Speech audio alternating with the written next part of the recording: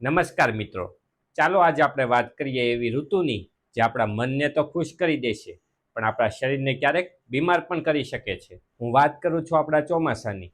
હા ભાઈઓ, ભીની માટીની સુગંધ, ગરમ ગરમ ભજીયા અથવા તો રેનકોટ અને છત્રી લઈને બહાર નીકળવાની મજા જ મજા.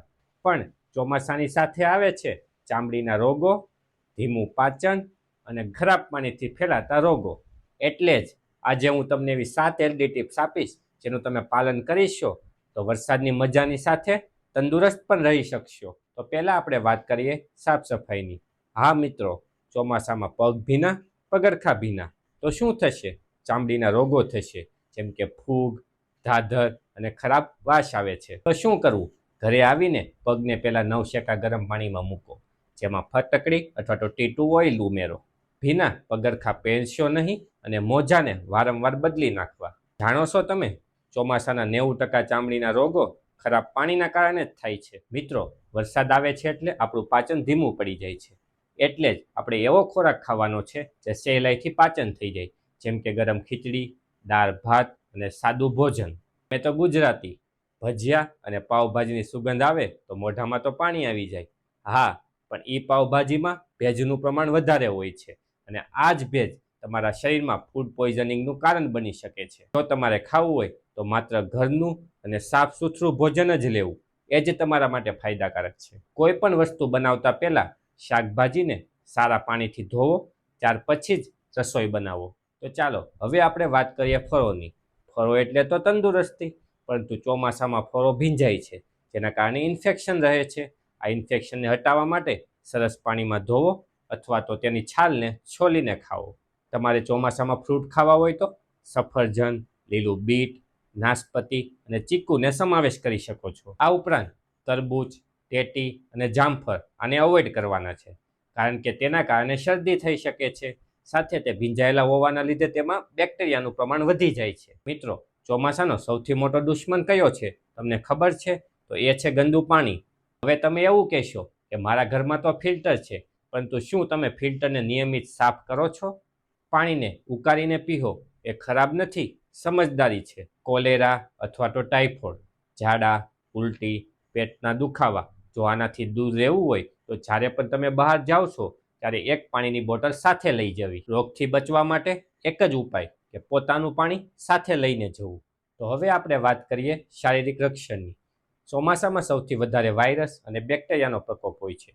જો તમારું શરીર નબળું પડશે તો આ વાયરસ અને બેક્ટેરિયા તમારી ઉપર આક્રમણ કરી શકે છે, જેના કારણે શું કરશું? તો આપણે આપણી ઇમ્યુનિટીને વધારવાની છે. આ ઇમ્યુનિટી વધારવા માટે આપણે કેટલીક આદતો પાડવી પડશે. રોજ સવારે લીમડાના પાન અથવા તો તુલસીના પાનનો લો અને ગરમ પાણીમાં નાખીને આ પાણી પી શકો છો. રાત્રે સૂતા પહેલા હળદરવાળું દૂધ પીવું.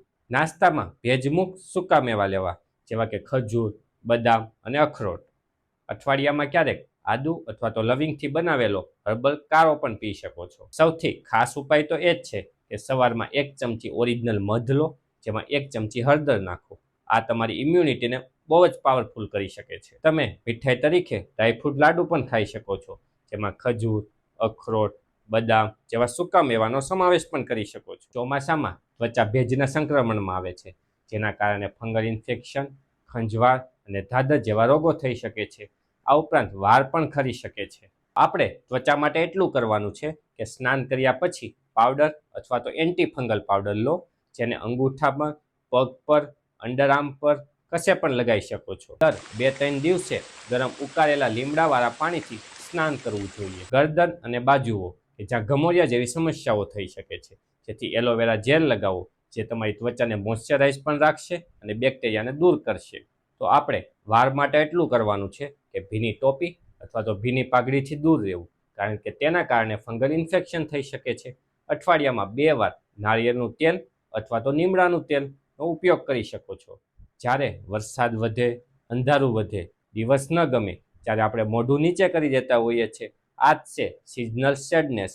એમાં થાક લાગવો, ડિપ્રેશન, ચીડચીડ આવી લાગણીઓ કેટલીક વાર અનુભવાય છે. તો આનાથી બચવા માટે સવારમાં ઉઠીને 20 મિનિટ ટ્યુબલાઇટ અથવા તો જ્યાં લાઇટ પડતી હોય એવી જગ્યાએ બેસવું. ઘરે અપબીટ જેવા સાઉન્ડ ચાલુ રાખો, જેના કારણે તાજગી અનુભવાશે. ઘરેલું એક્ટિવિટી જેવા કે વ્યાયામ અને યોગાસન પણ કરી શકો છો. ઘરના નાના ખૂણામાં નાના છોડને પણ વાવી શકો છો, જેના કારણે નેચરલ ફીલ થશે. તો મિત્રો, આ હતી તમારા માટે ચોમાસાની 7 હેલ્ધી ટિપ્સ, જે સાફ સફાઈથી લઈને માનસિક સુધીની. જો તમારું ધ્યાન હોય તો ચોમાસું તો નથી બદલવાનું, પરંતુ આવી ટેવોને અપનાવો અને તમારા શારીરિક જીવનને સુખી રાખો. જો તમને આ વિડીયો ગમ્યો હોય તો લાઈક કરો, કોમેન્ટમાં કઈ ટીપ તમને વધારે ગમી તે દર્શાવો, સાથે તમારા મિત્રો અને ફેમિલીને વિડીયો શેર કરો અને ચેનલને સબસ્ક્રાઇબ કરવાનું નહીં ભૂલતા. હું ડૉક્ટર જય રાખોલિયા ફરી આવીશું નવા વિષય સાથે. વરસાદ વરસે પહેલાં સ્વાસ્થ્યને સંભાળો.